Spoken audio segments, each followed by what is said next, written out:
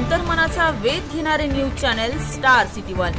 राज्यातील आणि देशातील राजकीय घडामोडी पाहण्यासाठी आणि इतरही बातम्या पाहण्यासाठी सबस्क्राइब करा स्टार सिटी वन।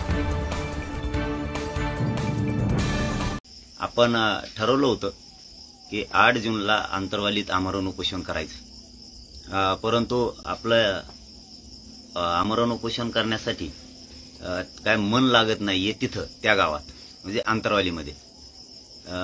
कारण पण असं आहे की गाव चांगलं आहे,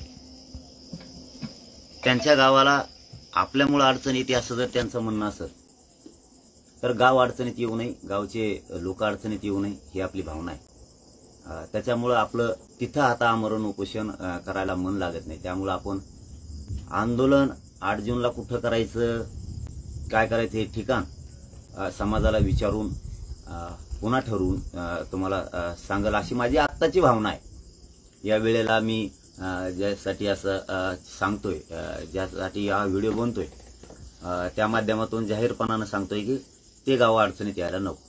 कारण काय असतं, एखाद्या वेळेस जर आता समाजाचं काम होऊ द्यायचं नाही असं जर एखाद्याने ठरवलं आणि षडयंत्र जर रचलेलं असलं, दिसतंय ते सरळ सरळ रचलेलं जर असलं की स्वतःचीच गाडी स्वतःच फोडून घ्यायची, काही करायचं असं जर काही अंदाज असतो, मग तो गावावर ढकलायचं।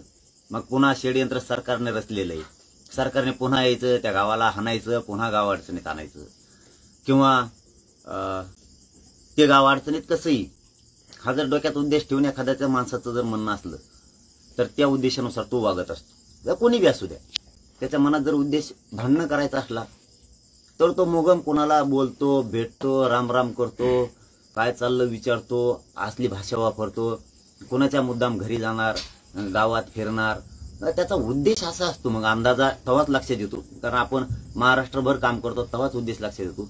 मला कुणीतरी बोलावं, मला कुणी शिव्या द्याव्यात, मला कुणी गावाच्या बाहेर जा म्हणावं, अशा उद्देशानं तो समोरचा माणूस करीत असतो। नसता ज्याला हे करायचंच नाही, काही घडून आणायचं